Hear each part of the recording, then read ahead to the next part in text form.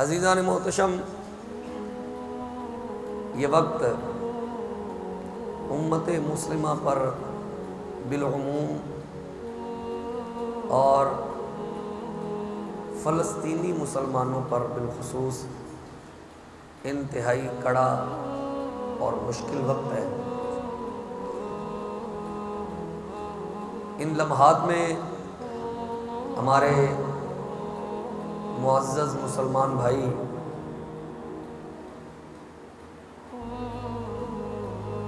بڑی مصیبت دشواری میں مبتلا ہیں۔ آپ صرف چشم تصور سے محسوس کیجئے، دیکھیے، صرف چشم تصور سے دیکھیے اور قلب میں اس بات کو محسوس کیجئے کہ جن کی آنکھوں کے سامنے شیر خوار بچوں کو کیمیائی بموں کے ذریعے ہلاک کیا جا رہا ہو اور جن کے نوجوان بچوں کو گولیوں سے چھلنی کیا جا رہا ہو، عمارتیں، بڑی بڑی بلڈنگیں میزائلوں کے ذریعے زمین بوس کی جا رہی ہوں۔ آپ صرف محسوس کریں کہ ایک آدمی جب گھر بناتا ہے تو کتنی مشکلوں سے گھر بناتا ہے، اور بڑی تمناؤں آرزوؤں کے بعد، بڑی دعاؤں کے بعد اللہ سے جب اسے بیٹا ملتا ہے، اللہ اسے بیٹا دیتا ہے، اولاد جیسی نعمت دیتا ہے، وہ جوان ہوتی ہے اور جوانی کی دہلیز پر قدم رکھتی ہے تو بڑی امنگیں، آرزوئیں، بڑی امیدیں اس سے وابستہ ہوتی ہیں کہ یہ بڑھاپے کا سہارا ہے۔ تو جس بوڑھے باپ کے سامنے اس کے جوان بچے کو شہید کر دیا جائے اور عورتیں بیوائیں ہو رہی ہوں، بچے یتیم ہو رہے ہوں، کاروبار ٹھپ پڑے ہوں، تو یہ بندہ کسی حد تک شاید برداشت کر سکتا، لیکن زندگی کی ضروری نعمتیں جب چھین لی جائیں اور بندہ ان سے محروم ہو جائے، بجلی کی سپلائی بند کر دی جائے، پانی کی سپلائی بند کر دی جائے، تو ضروریات زندگی ہی جب منقطع کر دی جائیں،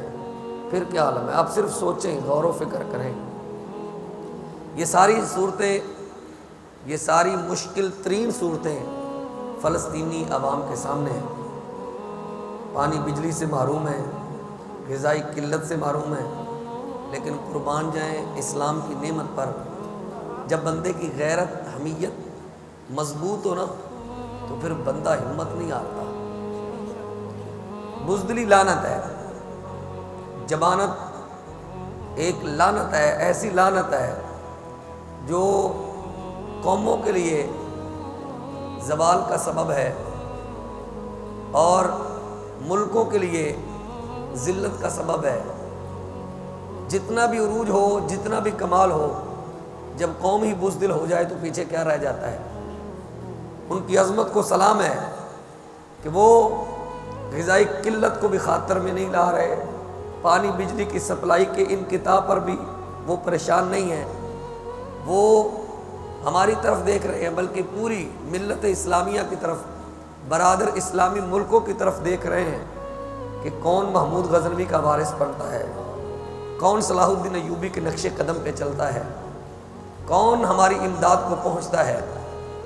عزیزان محترم، اللہ ذوالجلال ہمارے فلسطینی بھائیوں کی مدد فرمائے، ان کو جذبہ جہاد عطا فرمایا ہے تو ان کی غیبی مدد بھی فرمائے، کیونکہ مسلمانوں کا یہ عقیدہ اور نظریہ ہے کہ مسلمان اپنی طاقت، افرادی قوت اور اپنے اسلحہ پر اور ایٹمی قوت پر بھروسہ نہیں کرتے، وہ بھروسہ کرتے ہیں تو خالق مالک جل والا پر کرتے ہیں۔